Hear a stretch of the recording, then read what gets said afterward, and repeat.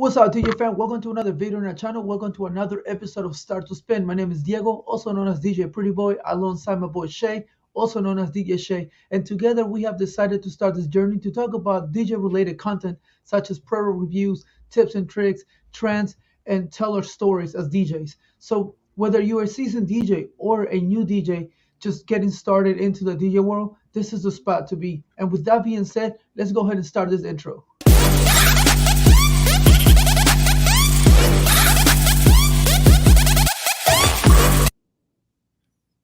All right, guys, we're welcome back to another episode. All right. Number And we 18. got Jason back. What's up? And today we're definitely going to talk about the wedding expo that he had. He's going to give us the tips and the tricks for anyone that wants to do this next time. Because I'm very interested. I've never done one, and I don't know, maybe I'll love to do one soon. So we'll get into the nitty gritty. So go ahead, Jason. Let us know, man. How did it went? How did you get the idea? How do you contact the people? All of that. How does that work?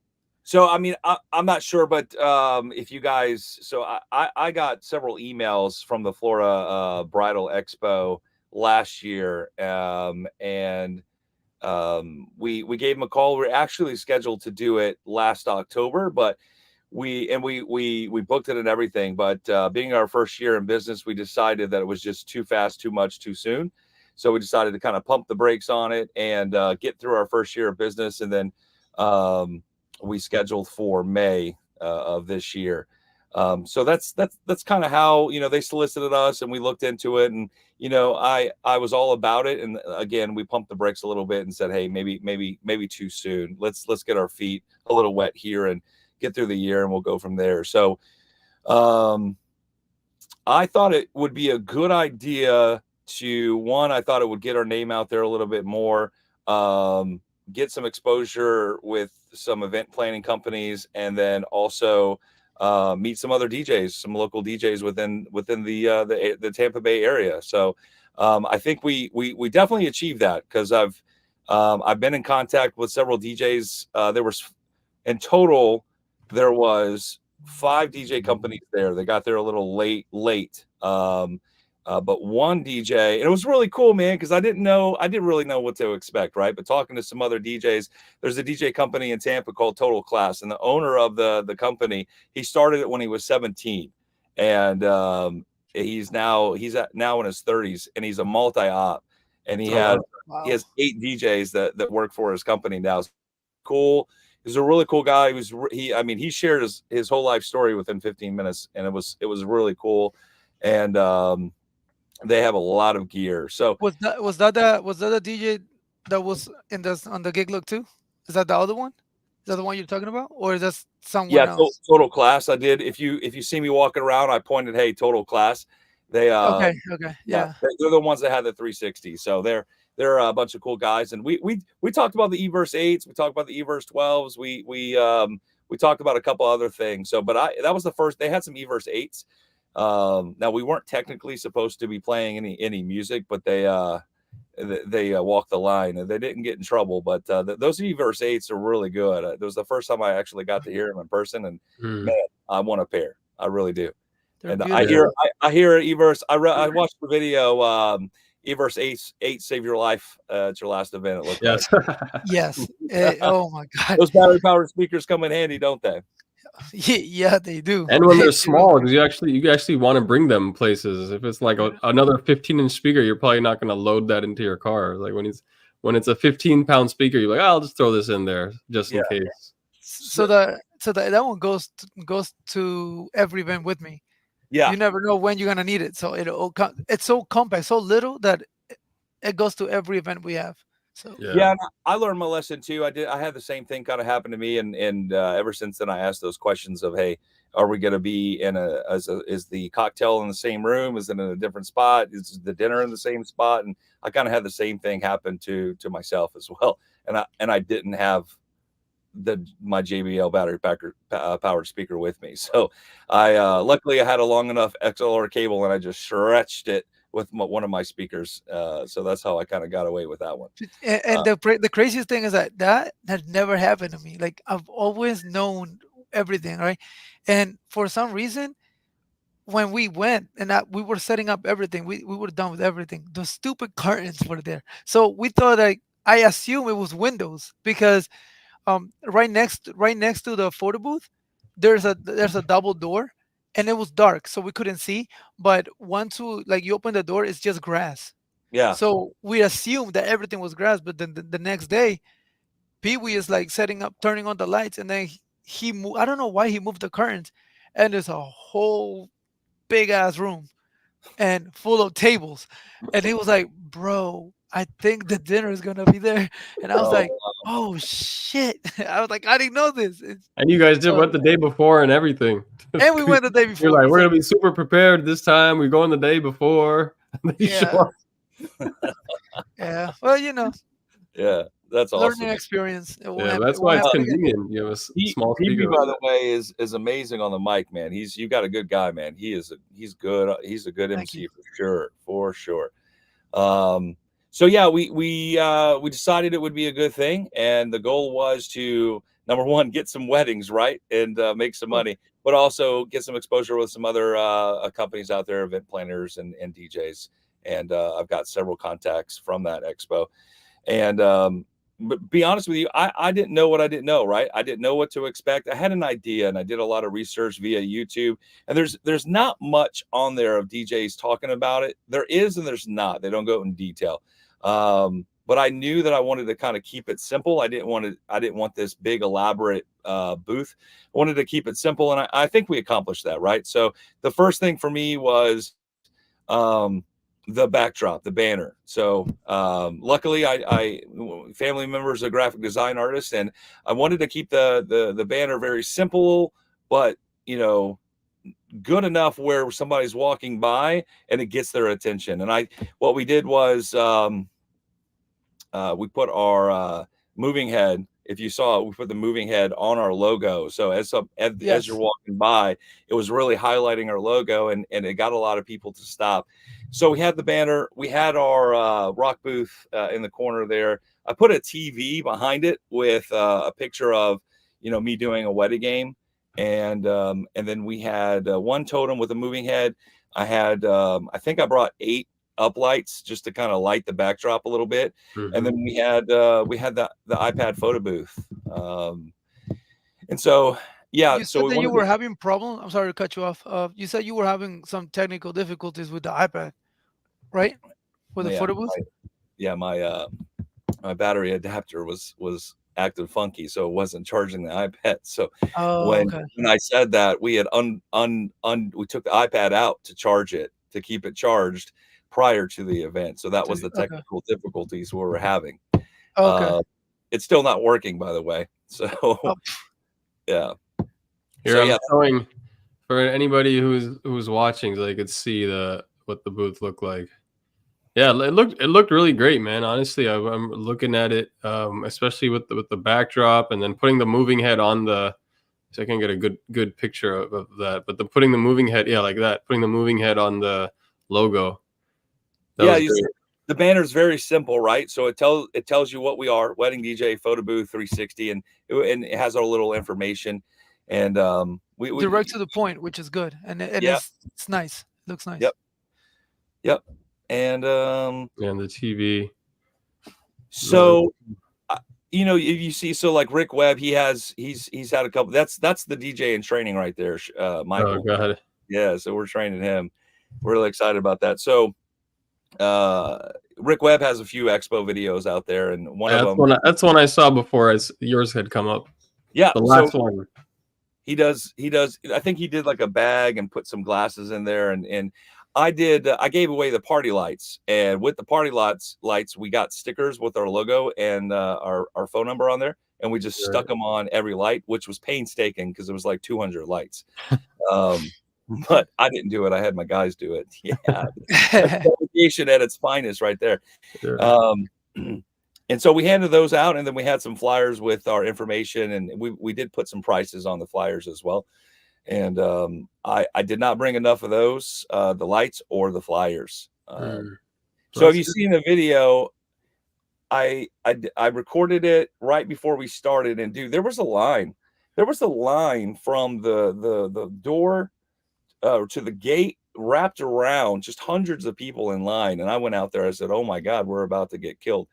And as soon as it started, boom! I mean, we didn't stop. But I will tell you, before I get into that, there was a contract that they sent to us with all of these rules, and I spent a little over an hour looking at this rule book because, again, I didn't know what to expect, and I didn't want to, violate any rules. Yeah. And I mean, the rules were, hey, you had to be set up by 11 o'clock. You couldn't step outside of your booth and talk to people, X, Y, and Z. There was just so many. Yeah, they were. I should have panned over to the right. I mean, they were just wrapped. Wow, yeah, that's surprising. And so we got there at like 8. I think it was 8:45. The event didn't start until 12. And because I thought we had to be set up by 11. But these vendors, if you see, as I'm saying, hey, we're almost there, we had vendors just getting there at 11:40. And so they had just set up by the time we started.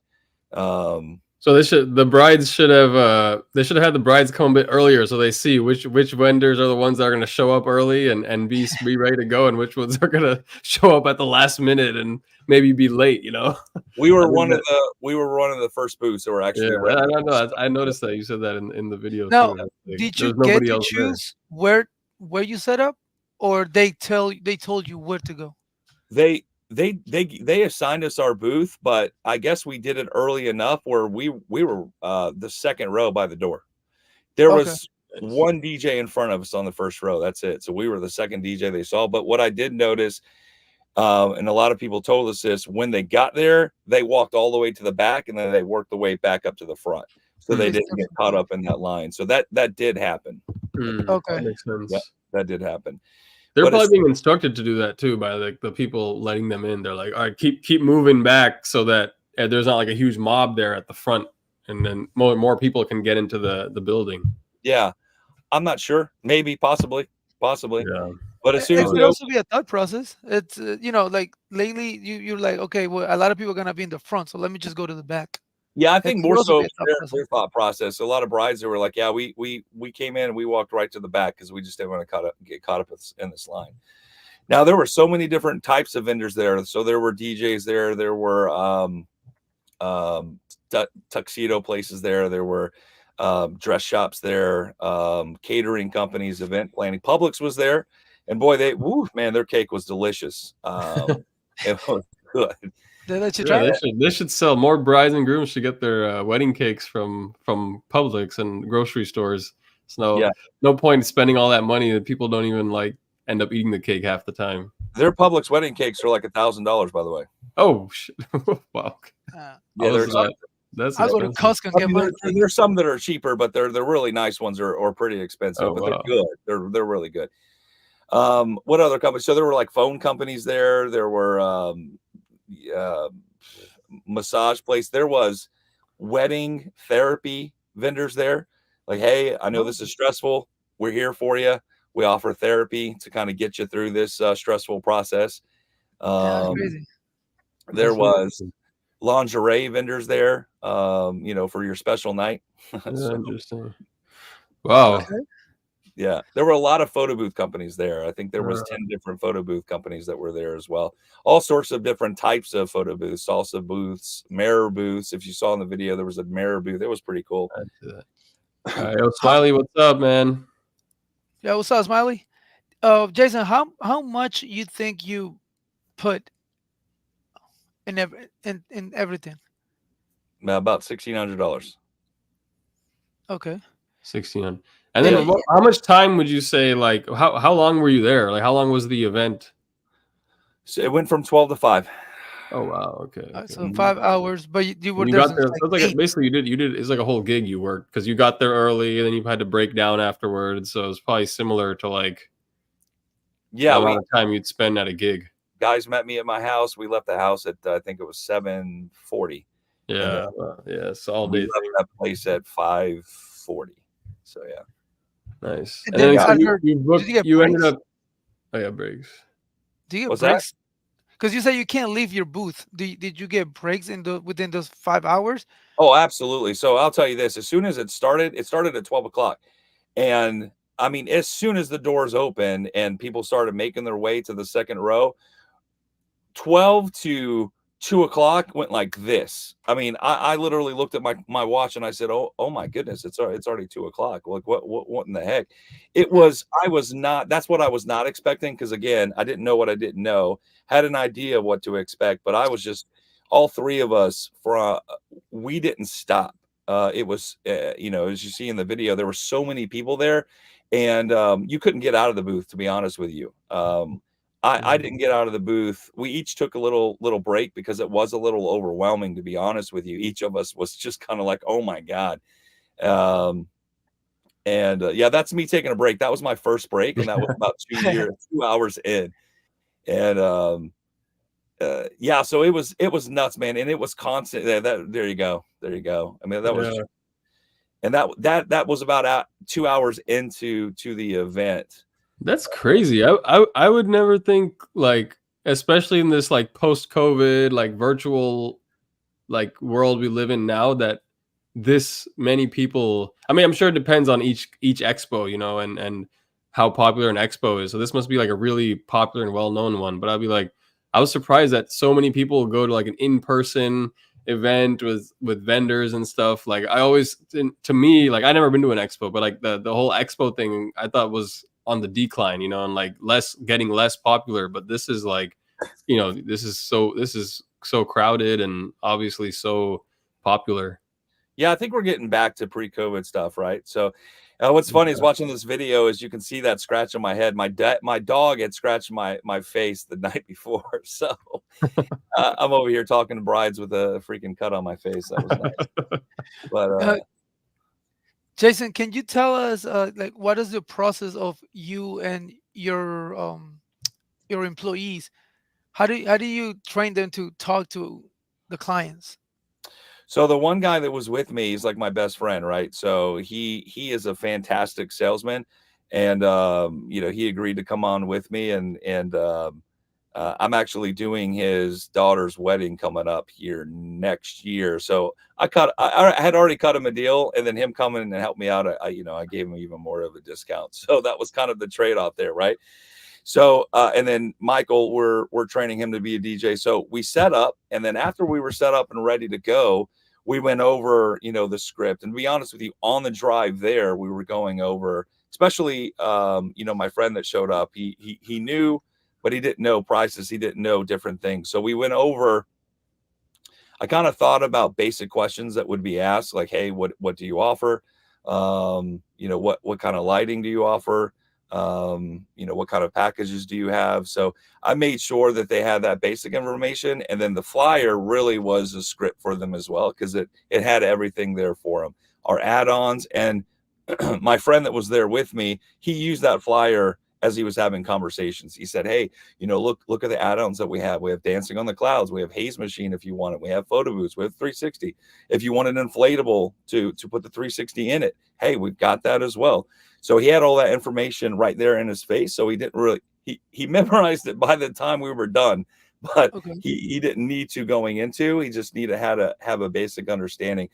And then after about the 15th conversation, he had it locked in. He had a whole, each and every, all three of us had our kind of script down pat after like the 15th conversation. Like we were ready to go. And the 15th conversation happened within 20 minutes. It was Okay. that quick. We saw hundreds of people within a few hours. It was nuts. So what was like a big difference, I guess, with like how you did your pitch or how you talked about things in this setting versus like when you just do a call, with a bride over the phone? Um, I don't. When I'm on a call, typically I've 95% I've already sold it. Right? They reached out to me, and I've pretty much have already got the gig. But I felt more like a salesman, to be honest with you, and just trying to hype up, what we are and what we're about. And had to do that in, you know, a 30-second pitch. So it was more, I felt more of a salesman than I do when I'm on a consultation call, you know, talking about it. So that's I've kind of I've different. I have a question from Smiley. Do people get the inflatable often? I've been looking into them, but I've been hesitant. No. It's rare. There I've was seen it like a two couple times. bad investments that we did last year. It was the 360 and the inflatable booth. Well, there's your answer, Smiley. You think that the 360 was a bad investment because you don't promote it as much, or you I just think don't get it? I think it's a little bit of both, right? I think we just don't promote it enough, to be honest with you. We promote the regular one and it sells a lot. The 360, I think I have 4 this year. Uh-huh. I'd like to get a little more. We're selling it more this year than we did last year. That's for sure. So Yeah, and then the same way with ours. Now we have like you guys you see on my gig logs, I don't promote the 360, but I did on Yeah, the Smiley last called you up video. for that on this last one. Yeah, man. And actually we got like 3 or 4 more the events for that. So I'll try to like put some videos on that. But I don't know, man. I'm just so into like the DJ aspect of it. Like I literally forget about like the 360. So that's like on the second hand. But I mean, it's a nice add-on. I yeah, think I like it. And the only difference is that between like the stationary photo booth does not require a person to be there. 360, you need someone there. yeah, it doesn't. But I bring Michael with me just because I got tired of setting it all up, the frame and all of that stuff. So, but I've been looking into the pillow top cover. It seems it's a lot easier to set up. But anyway, yeah, what I was gonna ask also, so you know, with there being like other DJ companies there, like, do you feel like the brides were, I guess, a little bit more educated, or like asking you more like specific kind of questions based on probably things that they had heard that same day, versus like, you know, when you're talking to them on the phone, it's like, you know, you don't have that like that they just talked to another DJ probably before they came over to your booth. I didn't feel that. Again, because we were probably, you know, the first or second DJ that they saw. A few of them were very detailed and had a lot of questions, and the majority of them were you know, just had questions of what we offered. But there were I'll be honest, man, there were a few that were talking to me, and I'm thinking in my head, I am not your DJ. I am just keep on moving. I'm not your DJ. And So what were those keywords that got you realizing like, okay, I'm not the right person for you? What helps you decide? Just the look in their eyes, the Because crazy eyes. it happens listen, to one me. of them had a crazy. Hey, that was perfect. Do that again, because that was perfect. I'm telling you, yeah, absolutely. There was one that was like that, and she was like, I just don't know about this photo booth. It just seems childish to me, and I just don't understand it. I don't get it. And I'm looking at Michael, and I'm like, hey, just move on. Yeah. Moving on. It was like, yeah, I'm not your DJ. I'm not your DJ. And then one guy asked, he just comes up right at, and I was willing to talk to him about it. He comes right up to me and says, do you play Indian music? And I or have you played an Indian wedding? And I'm honest, I'm not going to lie just to get a gig. And I told him no. And the same thing. I hadn't played a quinceañera wedding or a quinceañera event. Prior to doing it, but I was willing to learn and work with the customer. But he didn't give me that option. He just came up to me, asked the question, and then walked away. It was very quick.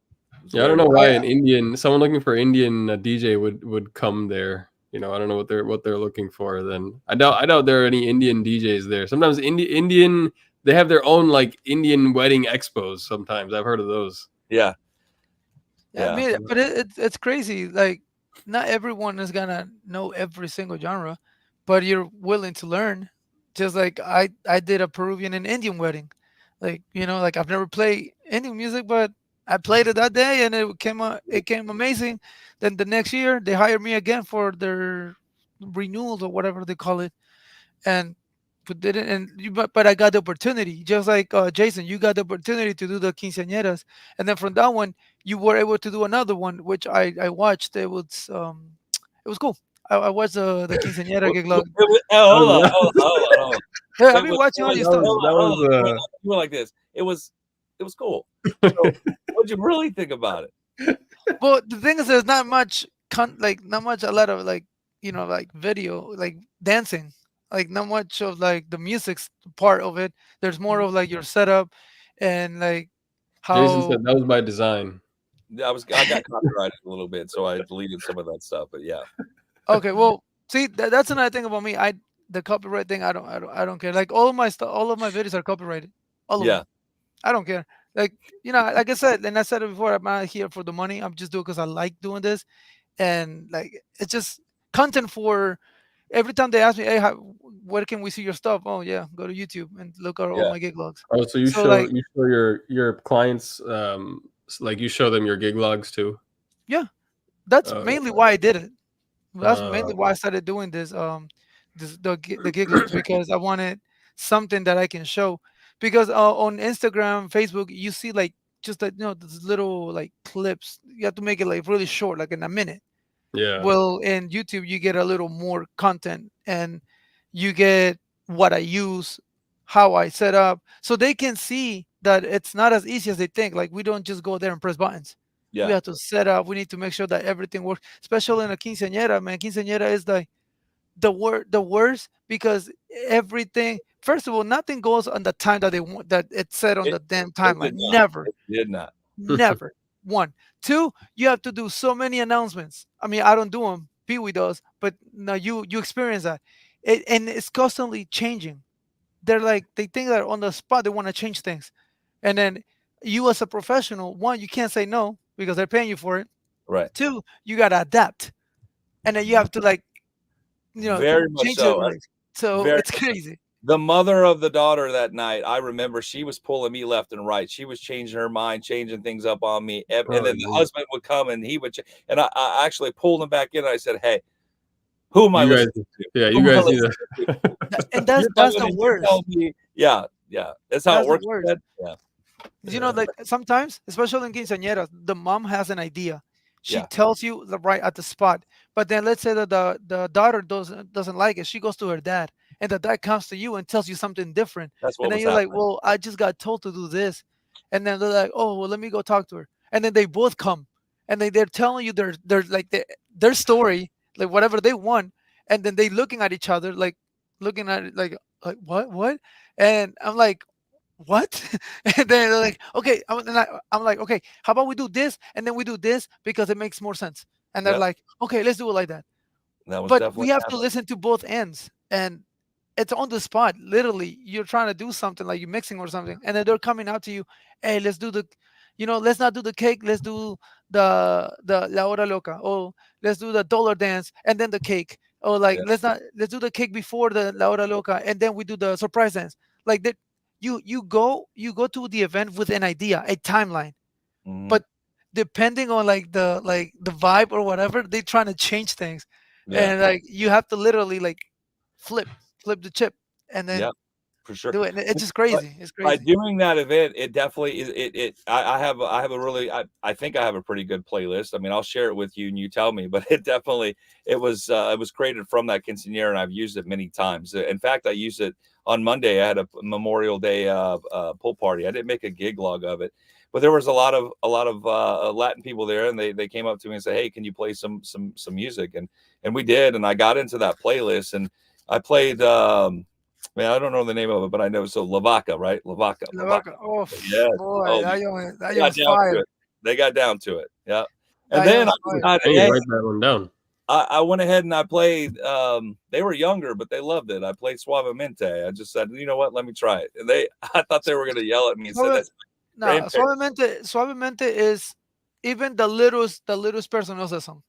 Yeah. It's so overplayed, but it works. Yeah. Suavemente is like one of those songs that Americans know it, Indians know it, Yeah. and Hispanics know it. And Like boy, did they like everyone Bad knows it. Bunny, man. They were all about. I mean, they just kept on. I'm like, I just played 4 Bad Bunny songs. They're like, do it again. So we did.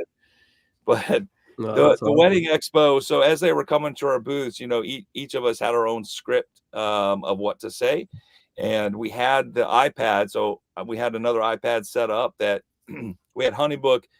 So prior to going there, we had it set up through Honeybook where they fill out their information. They automatically get sent a link that has our information.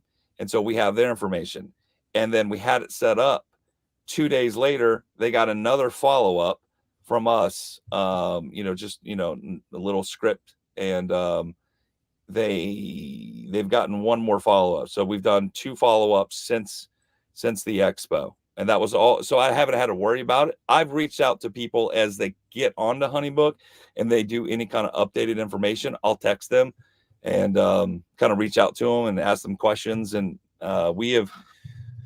so far we have done, because it's changed a little bit. So we've done, we've had 6 consultations. We booked 2 weddings so far. Nice. I had another consultation about an hour ago, and I think we're going to book that one. They're going to call me back in 2 days because they had one more person to talk to, but it sounded very promising. Nice. Awesome. Before we continue, let me hit some of these smiley comments. Says, I've been back to the 360. He's been killing the 360 sales. Adds it for $600 for the event, and when they hire us to DJ, if not, then it's $600 for 3 hours. So Smiley's been liking his 360, but he's waiting on another regular photo booth to get here next week. So got that those eBay photo booths on eBay. Yeah. And then Play Merengue, El Baile del Beeper. I have that one. Yeah. Is that the one that's like? Yeah. Yeah, that one. That's what the song. Yeah. I didn't know. I was wondering what that song was called, dude. That song is hilarious. The first time I heard it, right, it was part of that playlist. I was like, "There's no way people are going to dance to that." And I was like, "This is kind of irritating." And I played it. Holy crap! They got on. Uno, tres, cuatro. I didn't know that's what. I'm gonna write that one down too. There's this other song. It's called Kuliki Taka. Kuliki Taka. That one. I'm telling you, that one in the Hispanic community is fire. Kuliki. I think I have it. Yeah, like Kuliki Taka di, Kuliki Taka da. Oh yeah, I've heard that song. I've got okay. that. That one, it's fire. It will get everyone dancing. So that's sick. like I have a merengue.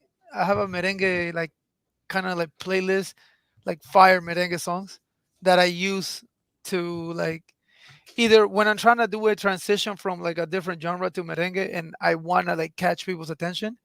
I use those because like the BPM, either the BPMs are too like, too far apart, and they're like, again, the only way that I see how to do that is catch them with something that they know, and that is big. So I use those, and I have like that for the merengue, salsa, bachata, cumbia, dembow, and if you just want to go to reggaeton, just any Bad Bunny song works. Yeah. Any Bad Bunny song works. Yeah. Going back to what Jason was saying though, so yeah, nice. So but good looking like right now about booking 3 weddings. And then the other thing is like you were saying, all the networking. So I've been finding that like knowing event planners is huge, like, for getting weddings. And a lot of the guys that I know that get weddings like consistently, it's like, how are you getting them on a consistent basis? Is a lot of referrals from like event planners that people have worked with. So it's like usually people are booking event planners first, and then they ask the event planners like, all right, which vendors do you recommend? Like who do you know well? And so like, going to things like, expos or, places where you can network with other vendors like that, you can get gigs through them. Like maybe you'll get some down the line that might come a little bit later. So based on that, and just to piggyback on what you said, Jason, when you consultation and they ask you for a wedding planner, do you have go-tos wedding planners, or did you just got some from this expo? So I have 2 that are on my preferred list, but I've added event planning to my repertoire. So I hooked up with somebody that I've known for about 20 years that she's been in the event planning for 20 something, like almost 30 years. And she's working for us now. So we're actually looking into that. So okay. Yeah. Oh, nice. Yeah. we're looking into that. But as of right now, yeah, I do have some vendors. They are expensive. There's some event planners that I've had some weddings with that we got along really well, and they did a really good job. I have to see them work, right? Just like they see us work, right? It's all Yeah. an interview process at the event. And the reason I recommend these two is because they're very professional, and they're very structured and organized. Sometimes I find event planners are not structured, they are not organized, they're kind of all over the place, and that's when I kind of have to take control and say, hey, listen, you're kind of going left, we need to reel it back in, and I'm gonna kind of run the show. I had to do that a few times. And the bride actually, one in particular, thanked me for doing it because she was just annoyed with the event planner, the day of coordinator. But yeah, I do have 2 or 3 that's on my preferred list. And then from the expo, I had 2 phone calls after the expo with 2 event planning companies. Oh, nice. Oh, okay. Yep. What So- about you, Shay? Do you have No, like so honestly, in my case, I haven't had any couples like ask me for an event planner.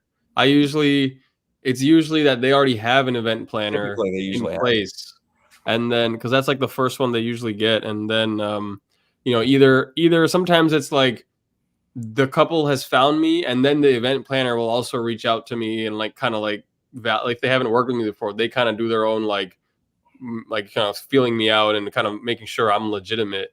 I've had an event planner that like I send them my contract, and like they kind of negotiate a little bit on my with me for on behalf of the couple. So really? yeah, I've never yeah, had that. yeah. I don't have any like event planners that I recommend, or like I haven't been in a position where somebody's asked me like, for an event planner. I had That's that happen one time, Shay, where I was dealing with the event planner and talking about the whole day instead of the actual couple, and it was a that, little stressful. that's Yeah, crazy. yeah. I've never spoken to One like time, happened a one time. wedding planner. Oh, really? Yeah, it was Yeah, stressful. usually when they hit me up, they're like, "Hey, do you know a wedding planner?" And I have Oh, 2, and I have a gig log on one of them. I've worked with her, and then, well, actually, I worked with both of them, but yeah, so I have those 2, but I've never had to like discuss like my prices or anything with the wedding planner. Usually, I guess Hispanics do it the opposite way. They get the DJ first and then the wedding planner. I never had to. That's or I don't crazy. know, maybe because those clients like know that they want you, and so they're like, all right, we know we want this guy, and Probably. we've seen them and we trust them, and then so we want to lock them in no matter what, and then Yeah. Okay, so yeah, that you're right. That also makes a difference because on a wedding expo, again, they see highlights and they see what you have, but they don't really know how you work. yeah, They don't like know they're like like you were how saying, you like do it.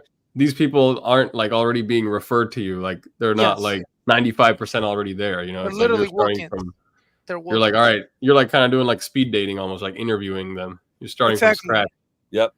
Yeah. Yeah. So in my case, is the majority of like my 95% of the events I get, it's because they already seen me somewhere else. So again, I'm not selling myself because I already did Yep. in previous events. All Yeah. I'm doing is closing. Yep. So And that's to what you said, Shay, earlier. Like typically, like the difference, like typically to what he just said is they find me on Google, they see my reviews, they'll go on my social media pages, they'll look at pictures and videos, and then they'll call me. And by the time they call me, I've already sold it just based on all that other stuff, right? Yeah. And so the Yeah. difference at the expo is they haven't seen all of that, so Yeah. I'm selling myself 100%.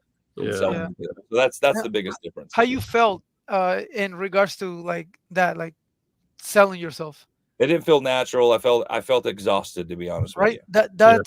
That's the thing that I don't like about like the weddings. I feel like I'm not a salesperson, like like Yeah. like You you. get I'll be you get trained. let Pee Wee do the talking. You'll be all set. Oh Yeah. yeah, Then. well, yeah, he's a salesman, so yeah. You're gonna need more than one if you go to an expo. You're gonna need more than one, especially if you go to a busy one. So that was a busy one, and Mm. I was very strategic with it, right? Because there's a lot of expos out there, and I've seen some videos where they don't have a lot of people, and then I've got a few other DJs that I've talked to that have been to, just the mom and pop kind of expos, like the local ones that Mm.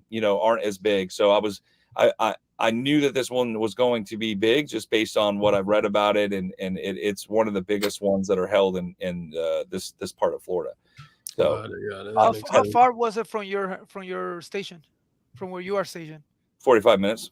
45. Okay. Oh, no, it's not bad. Nope. Well, let's get into this. Yeah, let's So get I into the saw genre question. mambo. Yeah, mambo merengue. It's also a fire genre. Yeah, I like it. I don't use it that much, but Omega, it's another good singer. It's he has really good danceable merengues. Like it's fire. Omega, yo, Smiley dropping some wisdom, man. I'm telling you, Omega it's El good. Fuerte. All right, then we got some event planner knowledge. My Yeah, I'm cousin not. is a really good event planner. She also decorates the venue, but her and I don't do business together. I rather do my own thing and not mix business with family outside of my brothers. Yeah, it's an interesting point. I always think about that. Like how deep you want to get into business with family. Yeah. But I mean, yeah, you work with your brother still, so it's like but there's, I guess, it depends on, I guess, who the family member is sometimes too.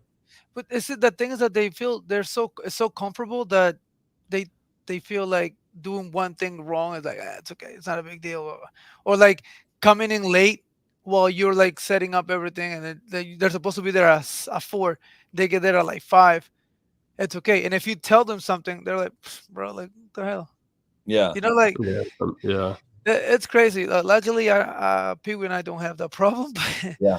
but Michael and I don't either, and he's my nephew, so he's a good kid. So he's Yeah. oh, he's your nephew. He Yeah. gotta listen to you.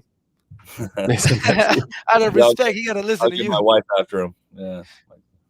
Then my Okay. cousin usually only calls me to do the surprise dance mixes. Yeah, so just like small things here and there. Yeah, I don't. Yeah, only thing like DJ wise, I've DJ'd like family members' weddings in the past, like one last year. Oh, more stressful. But yeah, I mean it was fine.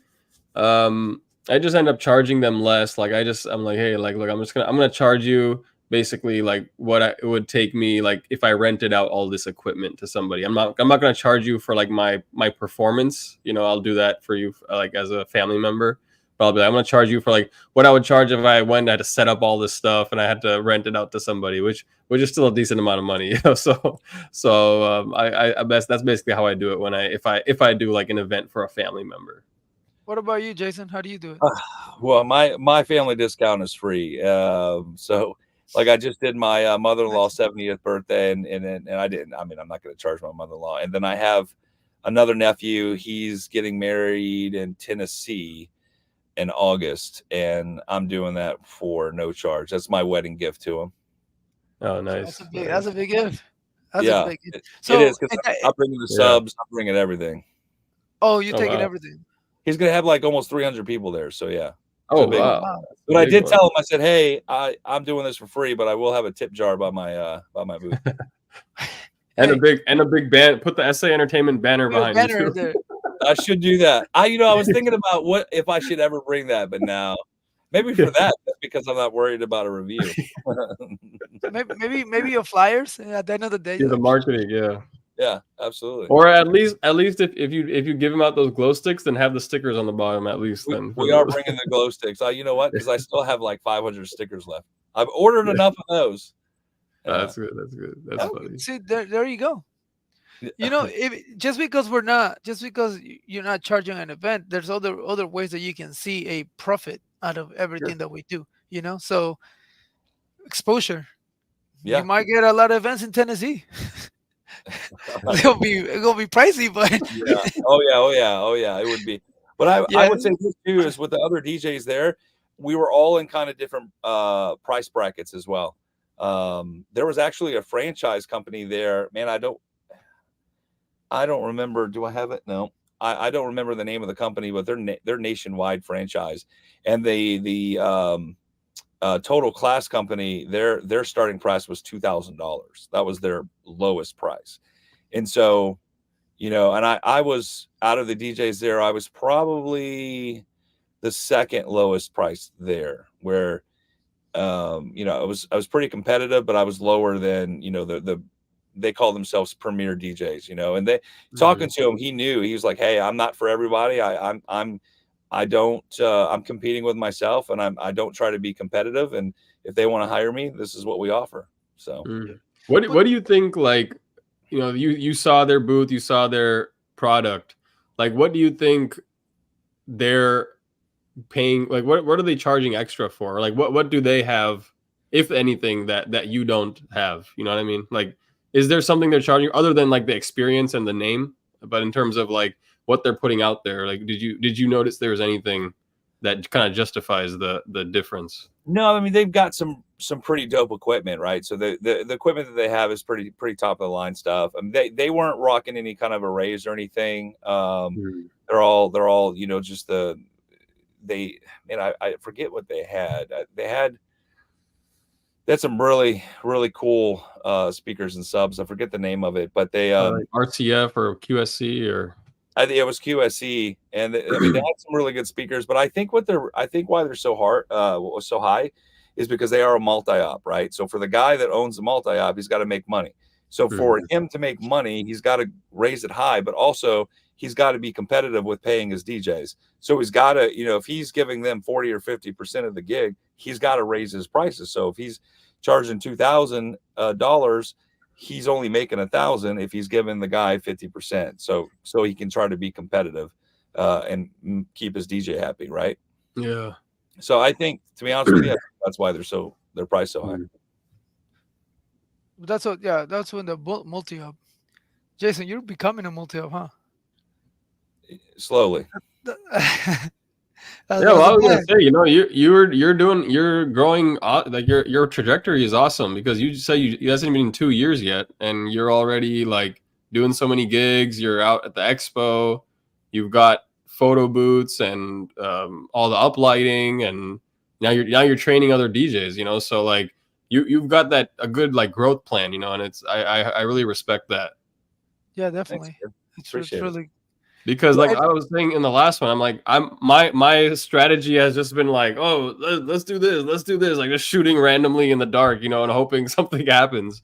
But I think you know, like trying to have goals, doing it more of a structured, like having goals, like, all right, and by this month of this year, I'm gonna do this, and then having structured goals and trying to achieve them, approaching it more like a business, and just like, all right, I love DJing, and I want to DJ more weddings this year, you know, like approaching it more like with that sort of business and structured kind of growth mindset, I think is important. And hearing about the ways that you're approaching it is definitely inspiring to me. Oh, cool. Are you also looking to just, you want to get to the point that you're just doing weddings, or you're always going to be open to anything, any type of gigs? So I think the majority of our stuff is weddings during wedding season, but over here in Florida, and if those that are listening, if you can't tell, I am from Florida. You know, I'm representing the Hawaiian shirt today, right? So, or the Floridian shirt. Our summer months are brutal, and people aren't getting married in June, July, August. I think I have a reception that's coming up in June. But I depend on those private parties through the summer months to kind of get me through those summer months. And you know, like the pool party I did on Monday. I mean, that was $1,100 right there. So boom, done. And then, you know, I've got a couple private parties coming up, birthday parties, anniversaries, stuff like that kind of get me through those summer months. And then the wedding season picks back up in September. So September, October, November, and December, I'm fully booked, and they're all weddings. But yeah, wow. To answer your question, I depend on those private gigs, like the small, you know, parties for those summer months. That kind of gets me through those 3 months. Yeah. Okay. So definitely you just, you know, you keep it open for any type of event, not just. Or are you trying to eventually just do weddings? Yes. I mean, I would love for the majority, because that's where the money is, right? So I would really prefer, you know, but even my private parties, I've started charging that more as well. Okay. Nice. As Smiley has something relevant. I had another DJ hit me up. The event is 2.5 hours away. He wanted to pay $300 for 2 hours, him setting up the audio, but I didn't take it too far for not enough. Yeah. Yeah, I was gonna say that's the commute is three too hundred much. dollars. But That's if it. he's setting up the audio 300 like and at 150 an hour, if you're driving 5 hours total to do it, then it's dilutes that. Those 300. I'm charging 300 just to pick up the phone. I will say this too with the networking over there at the expo, and so like total class, we kind of went over my prices as well, and he's like, hey, it happens all the time where I'm just not their DJ, and we kind of got a really good feel for each other and good vibe. So he's got my information, and we've talked since then. And he's like, hey man, I think I got some gigs coming up, and I'm going to throw them your way. And he's like, charge me any kind of referral fee or anything, and I appreciate that, because I'm the type of DJ, like I've referred other DJs and they've gotten the gigs, and they're like, hey, well, how much do you want? How much you want for getting this gig? Man, that's yours, bro. Take it. That's me helping you, and pay it forward, right? That's another thing that I like. I like what you said on your videos. Like, the sun shines for everybody. Yeah. And there's a lot of people, a lot of weddings, there's a lot of private events, there's a lot of bread for everyone. And that's another thing that Shay and I were talking about, like back then, when I said, because I also referred to, when I can't do it because I'm already booked, I referred to a lot of other DJs that I have, and they were asking me, hey, how much do you want for it? I'm like, I'm not doing the event, so why would I charge you for something that I'm not doing? Right. It doesn't make sense to me. So, and they were very appreciative of that.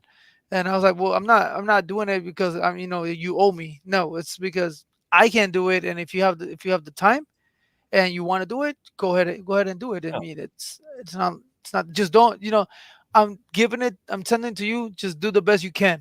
Don't do bad, because then the word of mouth is bad, like that's all I tell 'em, like do your best, and then that's it.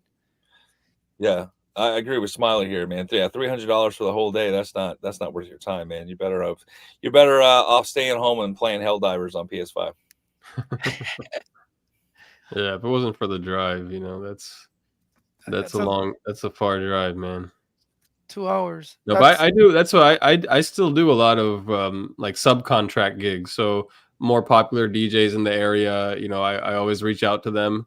Well, I reached out to them like a couple of years ago, but I have some contacts. And then when they're overbooked, basically for a weekend. But the way that they do it is I go like under their company. So it's not, I'm not booking it like I'm not booking. I don't talk to the client really. I come there like as a DJ, as part of their team, and then I have the other company's business cards. Like, so if they ask me for business cards, I'm representing his company basically in that scenario. So it becomes a little like if you have a big name for yourself in your area, that could become like kind of like sticky situation. But I'm not like that popular right now, so it's like I just I just, for those few events, I'm like, all right, I'm just doing this to do the event, and it kind of helps. It's his name on it at the end of the day. So I so don't you're required to use their stuff, like business cards and in each case is different, but the people who I like work with, that's how they want it done. And if anybody comes up to you and does he have rules like, hey, if somebody comes up to you and wants to book you got to book through us? Yeah, that's what they like. That's what he wants, and there's no way to enforce it really for him. But it's also kind of just like I don't know, whatever, like Scout's honor. It's like I could easily just be like, yo, like just contact me directly and do that. But I also kind of value my relationship with him, and so I don't do that. But I could definitely like, and I'm sure that happens a lot, but I could easily be like telling people like my own personal stuff. But their expectation is that, I tell them like, all right, book me, ask for me, but through this guy's company. Have you guys ever heard of a DJ called Mike Walter? He's over there in New Jersey with Elite Entertainment. Have you heard of him? I think I've seen some. Elite. That sounds familiar That on sounds YouTube. familiar. Yeah, Elite Entertainment. Listen, he's been doing it for like 35 years. He has 12 DJs that work for him, and 15, something like that. 15, 16, a lot of DJs, man. And he said that they've consistently been doing 1,200 gigs a year. Oh my gosh. Yeah. Wow. Jeez, He only does 1,200. his number that he sticks to is about 60, 65, and then he gets a percentage from everybody Yeah, else. from everybody else. But he Oh my. pays his guys well. He gives them 50, 60% depending on their experience level. My thought with the how you divide it up is also like whose equipment is it and who's doing all that equipment work, you know, because I know some people, some of these big ops, they have like you go to the warehouse, you pick up all of the company owned gear, and but like for me, like when I'm doing the subcontract, it's all my equipment. I'm doing all the setup myself. Right. So I feel like the pay should vary kind of depending on are the people bringing their own equipment from their own their own spendings, or is it like you're sending out someone to help them set up and it's all your equipment too? Obviously they get paid less if that's the case. It does. Yeah. Mike Walter and Joe Bunn did a really good video and they talked specifically on that, and they talked about how much they pay their guys. So Bunn, if they have their own equipment, he pays them 40%. So his DJs get 40% of the gig. That's still less than I would have thought for like own gig. That's interesting. For Mike Walter, he said, "Hey, I give him 50, 60%." Yeah, that's interesting. Yeah, I mean I think that's fair. It's they're working under their LLC, their insurance, their license. They don't have to book the gig. They just literally just show up, right? So, yeah, they just show up. So we, coming out of the expo, the question is, hey, is it worth doing? As of right now, we've made our money back and we're in the green, not by much, but we're in the green. So anything else that we book now it's just profit. So for us to do another one though, we said, hey, we want to book at least 5 for us to go into it again. So I think we're going to hit that number. Like I said, I think I have one that's going to call me back here. It sounded really promising. And then I've got another one that's, I don't know. I'm not as confident on that one, but we'll see. And then I have I have 2 more consultations coming up here over the weekend. So, hey, nice. I might have 5 coming out of the weekend. Yeah. And like I said, if the event planners, you get work through them, or any of the DJs that you met there, I mean, all of that counts for that too. Yeah, absolutely. Yeah, absolutely. And then one thing I have to mention is the expo, like a day later, they send you everybody that was there, all of their information. Yeah, it's a nice way to grow your social media page then too. You got like a few hundred followers or something from that. Yeah, that's cool. That's cool. Smiley said we DJ'd a pool party with a 360 for a residential area, did some games and awards. But another DJ that was at the pool came up to us, offered us more work with him as well. Oh, cool. And said he liked what we did. This is the one I think Smiley was talking about last week. But the realtor also added us to their preferred list for future events after they saw our performance. Nice, man. Glad it went well then. That's great. And it wasn't that's the best feeling. There's nothing better than people at the event coming up and wanting to work with you, and then obviously like the person who booked you, if they want to keep working with you. So that's just how you grow and grow exponentially. Or getting praise from another DJs, because that doesn't happen often. Yeah, that happened to you, right, at your last gig log. Yeah, dude, I was excited. I was like very happy at the end, because I don't know if you guys, if it happened to you, Jason or Shay, once I find out that the father of the bride was a DJ and he just retired, and an uncle was a DJ too. The puts pressure. I felt like I took the pressure. I'm like, damn, like they're DJs, so they know if I mess up, they can notice and like get a little bit judged on that. But thank God everything was flawless, man. It was amazing. It helped me to stay on my my A game, which I always try to be on my A game, but that just gave a little extra boost. And at the end of the night, they literally came up to me and one by one, and they were like, "Man, you did amazing! Like great music." Blah, blah. Like he started just like but blowing up my horn. And I was like, "Thank you, appreciate it." It really means a lot when it comes from DJs, because often you don't get that. Like there's the DJ pride, and they won't tell you did good. I don't know why, but like I do when I go to a party and I like the DJ, I'm like, "Hey, you did awesome," and then I just walk away. Like Yeah. That's just how I am. So it's cool. It's cool to get that prize. Or like, like I don't know if you saw one when I started playing like the rock en español, the guy I played one song that he really liked, he started pointing at me. He was just like going like, Was that your the last video you just put out? Yeah, yeah, yeah. Yeah, yeah. I saw a few comments. I mean, I thought the music was fine, man. I felt Yeah. that it was a little faster, but it felt Oh, like it sorry. worked. He's talking Yeah. about Solstice comments. I Yeah, didn't yeah, I know. call nobody out. So Okay, call so nobody. no, and it's cool. I don't mind. I'm glad you brought it up because I didn't really make a big deal out of it. But Yeah, um, so I usually play the music at the normal speed, but I don't know why for some reason in this one I was like, I think that hip hop part it's gonna sound better if I speed it up. yeah, So I played it and they were so into the lyrics. The like not, I don't know if, I mean, yeah, you can tell it was faster, but sure. they were just like dancing to it. And then I just put a little bit of like the reggaeton beat in the at the background. Yeah, So it was just like it was amazing. I'm telling you, it when that was live, it worked perfectly. yeah. Now if you look at the video, yes, it sounds like it's faster, but you really like you don't see nobody like going like what? Everybody was like dancing and like vibing to the song, So I usually don't do it, but I don't know why. And this one it just felt right. So Mm. and that's what I told Solstice. I gotta I know rewatch it was it. fast, but it just felt right at the time.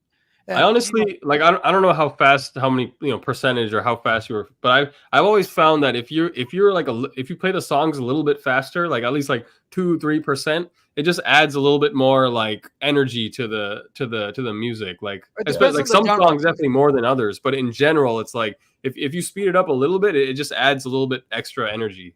Yep, I agree with you. At the pool party, man, I played around with it because it was a long day, and I was just by myself, just as they were partying. I was just playing, and I sped up some BPMs, and I was like, oh, okay, this is interesting. Oh no, that does not work. Slow that down. Slow No, that. and now on TikTok and stuff, like there's literally like fast version of a song, slow version of a song, and those will go viral. So Yeah. you never know. Like you could stumble upon something that's like, oh shit, this sounds sick, because it's the sped up version, and that's popular nowadays too. Mm-hmm. Yeah, and so I usually do like, and I do this type of like speeding BPMs and all that on like private events. That's when I do it, Yeah. because that's when when I test things and whatever. And I've done it before with this type of music, so I know like it. I know it sounds okay. It's not like wow, but it works. So, but I've never tried it in a wedding, and I don't know why it got me to try it on this one. And they requested for that type of music, so I was like, you know what? I'm gonna play this. I'm gonna play that music, but I'm gonna keep it on the same level. The speed. So that's what I did. And I never took it down, but I felt like it worked. So that, eh, it Awesome. All works. right, with that, it looks like we have reached our time for today. Oh, look who's here! Oh, Solstice. what's up, He What says up, DJ man? Sammy. DJ Shout out Sam's in DJ the house? Sammy. DJ Solstice, welcome to the stream. The legendary beard. He likes my beard. Yes, sir. Legendary beard. Jason, one question: what would you do different from this For now that you have the experience of the wedding expo? What would you do different from that one to a new one the next one that's coming up that you if you decide to do it? What can you do different? What would you do different? Or definitely, I'm gonna bring. So I don't know if I would do the same giveaway. The logic behind it was that there was going to be a lot of people through the expo with dancing lights and my logo on it, and so and that would potentially get people to come to the booth. I don't know if that accomplished the goal, but because they just saw flashing lights and they wanted it, right? So I think I might change that up, and then the flyers, I did not bring enough of them, so those are the two things that I most likely would change. And I may bring the 360 booth the next time, and then just set it up differently. But I definitely, I might copy the same layout that I did because I think it worked really well and it looked very good. So I think right out of the gate, the two things that I would change would be bring more flyers and change up the giveaway. Okay, yeah, that's our good ones. Yeah, what does Salsa say? Sees all Go the ahead. gig logs. Oh, he's got leave the review banners behind though. They won't stop to read it. Yeah. Do you feel like the review banner helped, or that people were looking at it at all? I know it helped with one. She was, she had come up to me and asked me, "Hey, what kind of reviews do you have?" And I, right there. But to his point, I'm not sure if it got anybody's attention. It was kind of on the side right by the photo booth. So, right. But to his point, the key, making the connection, that was the key. And that's why I had 3 guys, myself and 2 other guys with me, because I wanted to make sure that we had enough firepower to reach as many people as we could, because it moved pretty quick. Did you offer them to sign, put their name on the iPad for the honey book, or how did that happen? Yeah, so we did a $200 giveaway for a spa, and so Okay. in order to do that, they had to just enter their information, and then that's how we got their information. So there was some incentive to Yep, put there their was some stuff. incentive to Okay. sign up for it. Yep. And so, Oh yeah. Okay. Oh yeah, I and remember you said the 200. bride that got the gift card, she's on the fence right now, so we'll see. Okay. I was like, "Man, let me get some of that money back." Yeah, seriously. You think at least that one I've gotten the bag, but No, I thought that one. Nope, it's on the Hey, fence. correct me if I'm wrong, but you said you had like 78 people like sign up in there, right? Yes. About 78. Okay. Yeah. Awesome. I mean, that's not bad. That's not bad. That's also 78 people you have their contact info for. So if you ever start doing like those email thread, like on Honeybook, like emailing people, and you got that contact information now for all these people. Yeah, I mean, it was 78 people that actually did it, but we talked to a lot more. And then also with the information that we got from the expo, I have hundreds more. So we're actually about to create a thread, and it's going to go out. Yeah. Awesome. That's what's good about Honeybook as well. Like you just, it helps you with the work. You can automate all the emails. Yeah. Could be a little overwhelming if you were responsible for sending out 78 emails. Yeah. Yeah, so for that, in that instance, and yes, Honeybook or any CRM will be like greatly appreciated. So you don't do it by yourself, like sending emails to 78 people. That's crazy. Yeah. I mean, I guess you can copy and paste and just edit a little bit, but it's just crazy.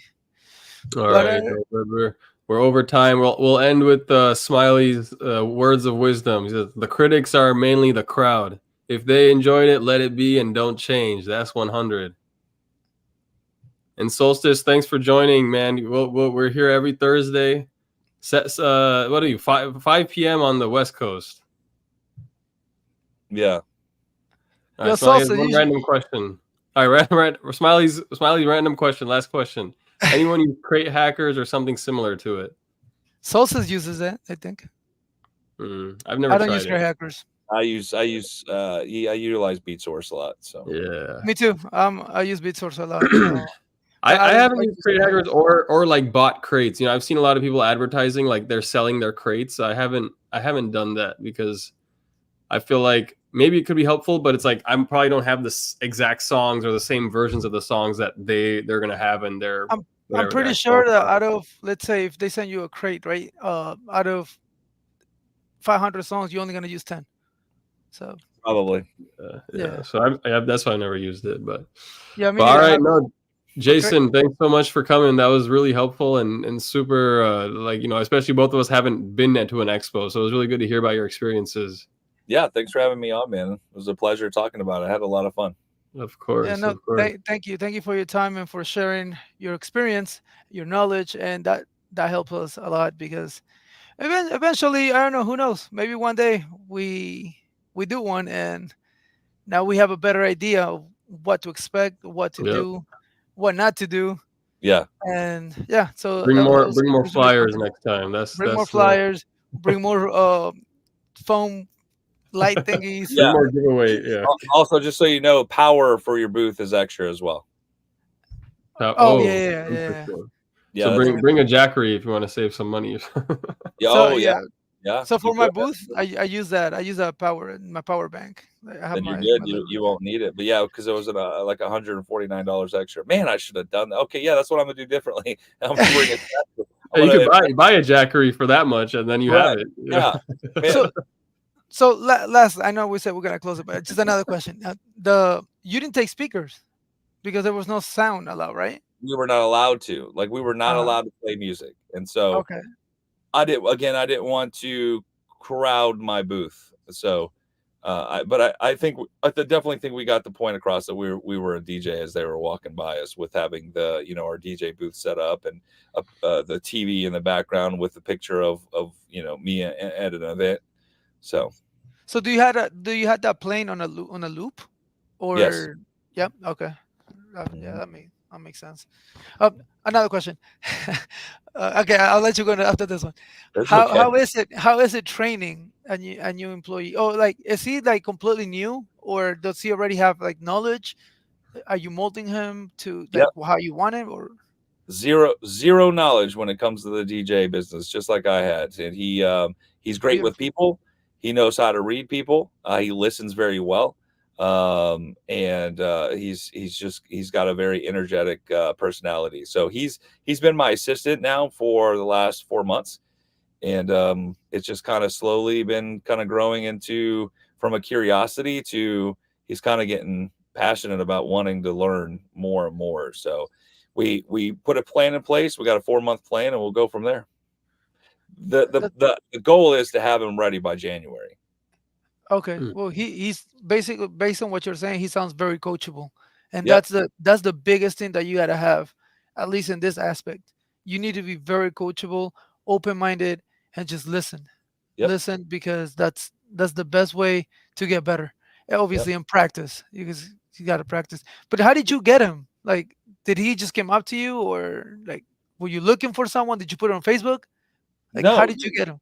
Well, he's my nephew, but Oh I yeah, after doing several gigs of having to set up the photo booth and the totems and moving heads and all that stuff by myself, I told my wife, I said enough is enough. My back hurts. I'm tired of doing it. I need help whenever I have to do the larger setups, and that's kind of how it started. And he came up to me, and I definitely take advantage of him when he's there. He tears down my ceremonies setup. If the cocktail setup's in a different location, he tears that down, and then he tears down the photo booth setup, and then helps me tear down the main setup. So, and then from there, he's kind of gotten the bug a little bit. So yeah. I'm telling you what, once you get that bug, it's just non-stopping. You just gotta learn.